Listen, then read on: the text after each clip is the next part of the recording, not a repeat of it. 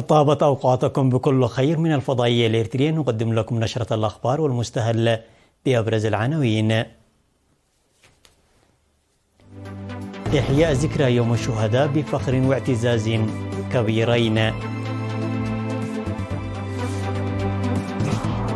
إحياء ذكرى الشهداء بإقليم شمال البحر الأحمر.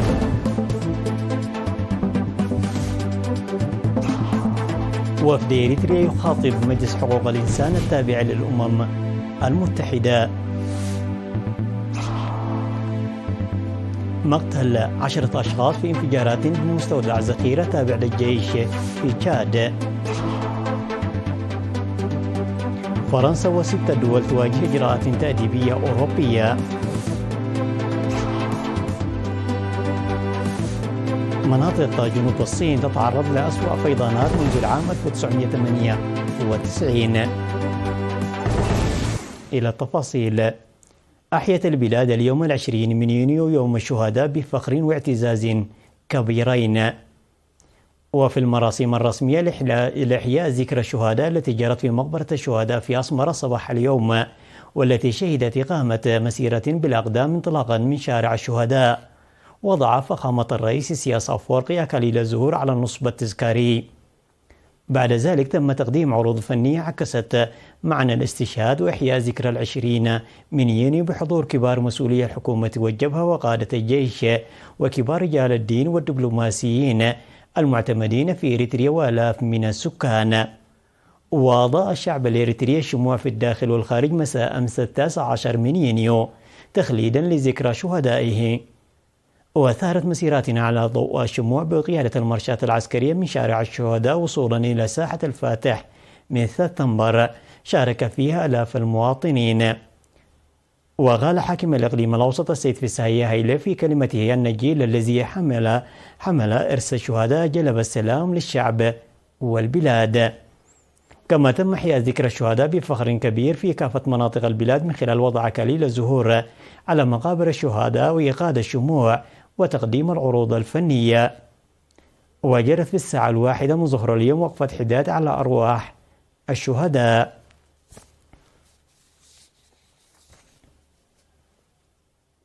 تم إحياء ذكرى الشهداء على مستوى الإقليم الجنوبي تحت شعار 20 من يونيو يوم العزة في النصب التذكاري للشهداء بمدينة منرفرة بتنظيم مختلف الفعاليات الفنية والثقافية التي تمجد وعظمة المناسبة. الفعاليات التي انطلقت في 19 من يونيو بقيام آلاف المواطنين وأعضاء قوات الدفاع الإريترية بتنظيم مسيرة الشموع، إضاءة شعلة الشهداء ووضع أكاليل الزهور على النصب التذكاري للشهداء، فضلا عن تقديم العديد من الأعمال الفنية المختلفة. مدير مديرية منرفرة السيد إسياس وهبت وبعد أن أوضح بأن الشهداء ضحوا بأرواحهم الطاهرة لتحقيق الحرية والسيادة، دعا للحفاظ على أمانتهم بالعمل المضاعف في كافة الميادين.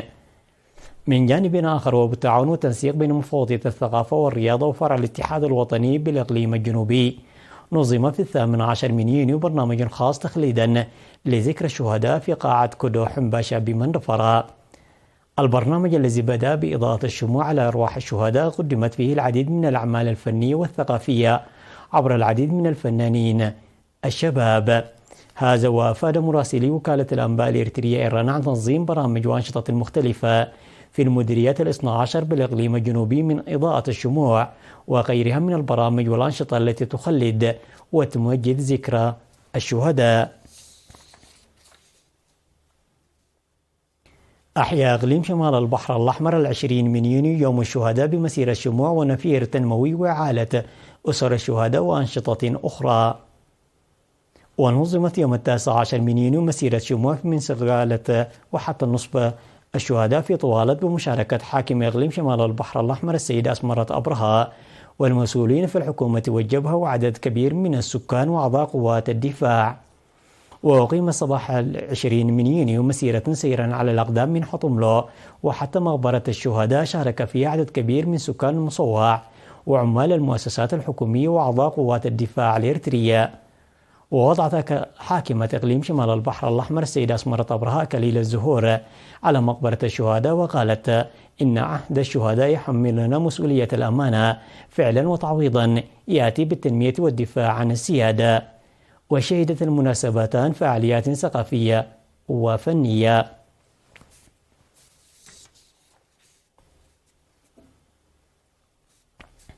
خاطب وفد إريتريا الاجتماع المنعقد اليوم 20 من يونيو في جنيف مع المقرر الخاص بمجلس حقوق الإنسان التابع للأمم المتحدة في إريتريا. وقال القائم بأعمال البعثة الإريترية في جنيف السيد هبتوم زراي إن هذه الطقوس السنوية لشيطنة إريتريا قد تزامنت هذه السنة مع 20 من يونيو يوم الشهداء إريتريا، ومن المؤسف أن تبقى عليه مثل هذه الحجج التقنية ذات الطبيعة الانتهاكية، مشيرا إلى أن هذا اليوم الذي يرمز إلى تضحياتنا ونضالنا المتواصل من أجل الاستقلال والعدالة الاجتماعية هو ليس يوم حداد بل يوم تأمل. وأوضح بأن إريتريا وعلى مدى أكثر من عقد من الزمن دابت على إبلاغ هذا المجلس بأسباب رفضها القاطع للولايات الخاصة بكل دولة بكل بلد، وذكر بأنه تم تضحيته قبل 74 عاما بحق الشعب الإريتري غير القابل لتصرف تقرير المصير من أجل المصالح الاستراتيجية الشرهة لبعض أعضاء هذا المجلس. ونتيجة لذلك تعرض الشعب الإريتري لفظائع مروعة وانتهاك لحقوق الإنسان، لهذا لم يصبح كفاحنا من أجل الاستقلال فحسب، بل أصبح أيضا من أجل المبادئ الأوسع للعدالة الاجتماعية والمساواة وحقوق الإنسان، وبمواجهة كل التحديات والمعوقات حقق استقلاله الفعلي وأضفى عليه الشرعية من خلال استفتاء تحت مراقبة الأمم المتحدة. وأضاف وفد إريتريا بأن هذه البلدان التي ترعى هذا القرار ضد إريتريا تمول ما يسمى بالمدافعين عن حقوق الإنسان الذين يتم تعيينهم لملء التقارير هم نفس الدول التي أطالت أمد الصراع الحدودي برفضها التمسك بالتزاماتها الأخلاقية والالتزامات القانونية كضامنين وشهود للاتفاقات الموقعة. وقال أن برنامج الخدمة الوطنية في إريتريا سيحتفل بذكرى 30 لتأسيسه هذا العام، ويضع آلاف الذين خضعوا للبرنامج أسس تنمية إريتريا. ومن عجائب المفارقات أن تزرف هذه الدول دموع التماسيح على برنامج الخدمة الوطنية المطول بسبب التدخلات الخارجية. وذكر في الختام بأن حقوق الإنسان في إريتريا يقاس بالتنمية البشرية والأمن البشري والكرامة الإنسانية، وأن القوى التي صممت وأقرت عقوبات الأمم المتحدة غير القانونية وغير العادلة منذ 9 سنوات والتدابير القصرية الأحادية لا تملك السلطة الأخلاقية للحديث عن قضية حقوق الإنسان في إريتريا.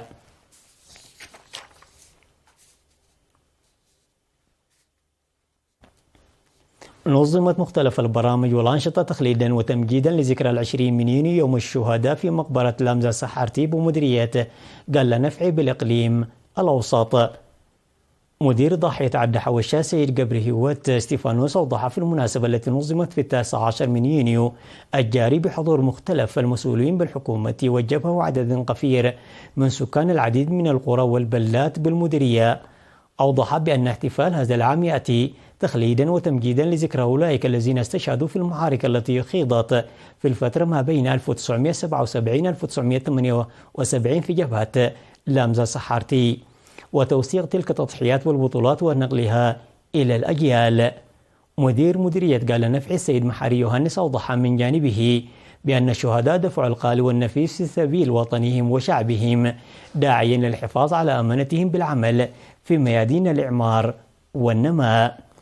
العديد من الذين شاركوا في تلك الحروب والمعارك الضروس التي خيضت قدموا توضيحات مفصلة، فيما قدم العديد من الفنانين الشباب العديد من الأعمال الفنية والثقافية على شرف المناسبة. هذا ونظم فرع التوجيه المعنوي بقوات الدفاع الإريترية عرض صور من 17 وحتى 20 من يونيو يبرز العديد من الشهداء من الرياضيين الأبطال الذين دفعوا أرواحهم الغالية لتحقيق الاستقلال والزود عن السيادة الوطنية.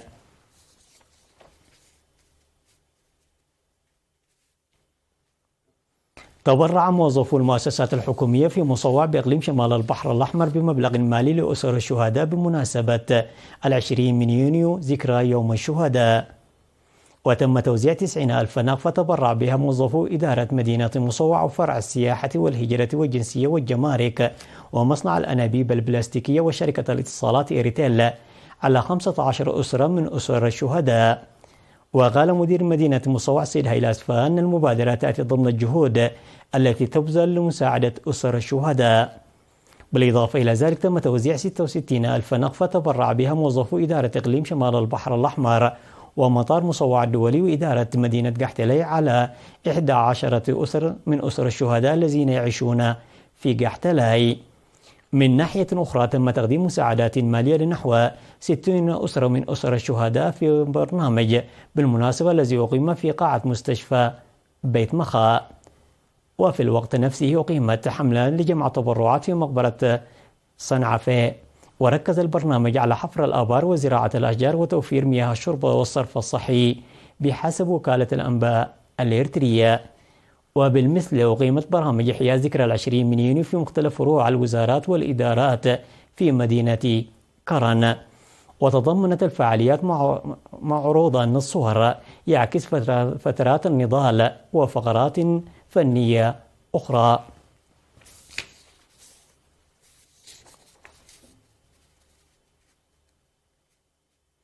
تسببت الأمطار المصحوبة بالرياح القوية يوم 18 من يونيو في مدينة كران بأضرار بالممتلكات. وألحقت الأمطار الغزيرة التي بلغت 23.1 ملم التي هطلت لأكثر من نصف ساعة في انهيار سور مدرسة عنسبة الابتدائية المتوسطة والثانوية، وانهيار جزئي لسور مدرسة النهضة الابتدائية والمتوسطة، واقتلاع ألواح الزنك فيها. واقتلعت الرياح التي صاحبت الأمطار ألواح الزنك في قاعة مدرسة الصم ومبنيي مؤسسة أدال، والحقت أضرار جزئية في كنيسة القديس أنطونيوس، واقتلاع ألواح الزنك من 18 منزلا.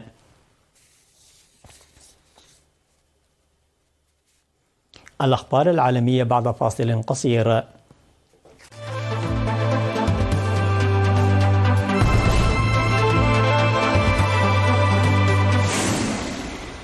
قتل 10 أشخاص وأصيب أكثر من 46 آخرين عندما أدى حريق إلى انفجارات في مستودع ذخيرة عسكري في نجامينا عاصمة تشاد حسب ما أعلن متحدث باسم الحكومة.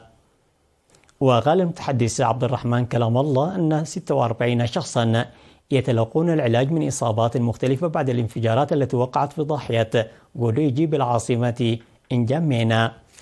وذكرت وسائل إعلام محلية أن الانفجارات استمرت لأكثر من 30 دقيقة، حيث اهتزت المباني القريبة وتناثرت ذخيرة من المستودع بفعل شدة الانفجار.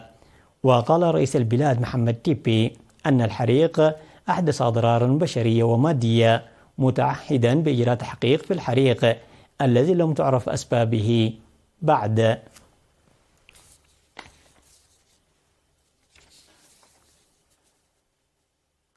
أعلنت المفوضية الأوروبية أن فرنسا و6 دول أخرى في الاتحاد الأوروبي ستواجه إجراءات تأديبية لتجاوز حدود العجز في الميزانية، وسيتم تحديد المواعيد النهائية لخفض هذا العجز في نوفمبر المقبل. ومن المتوقع أن تؤدي هذه الخطوة من قبل الزرع التنفيذي للاتحاد الأوروبي إلى تقييد أي خطط إنفاقية إضافية من قبل الحكومة الفرنسية الجديدة التي ستخرج من الانتخابات المقررة في الفترة من 30 من يونيو إلى 7 من يوليو المقبلين. ووفقا للقواعد التي تم إصلاحها لا يجوز للدول الأعضاء في الاتحاد الأوروبي أن تتراكم ديونها تتجاوز 60% من الناتج المحلي الإجمالي. ويتعين على الدول الاتحاد المثقلة بالديون والتي تتجاوز مستويات ديونها 90% من الناتج المحلي الإجمالي أن تخفض نسبة ديونها بواقع نقطة مئوية واحدة سنويا. وعلى الدول التي تتراوح مستويات ديونها من بين 60 إلى 90% أن تخفض نسبة ديونها بواقع نصف نقطة مئوية.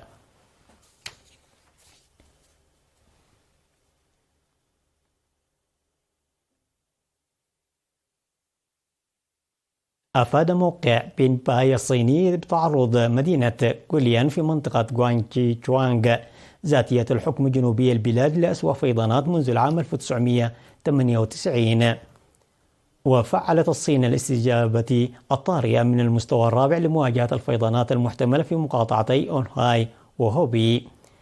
وارتفع منسوب المياه في أنهور جوليان في 19 من يونيو الجاري بسبب الأمطار الغزيرة المستمرة لأسبوع كامل إلى 148.55 مترا.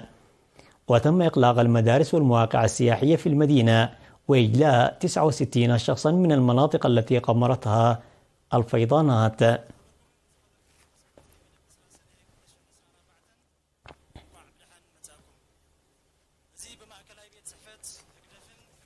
تذكير بالعناوين مرة أخرى. إحياء ذكرى يوم الشهداء بفخر واعتزاز كبيرين.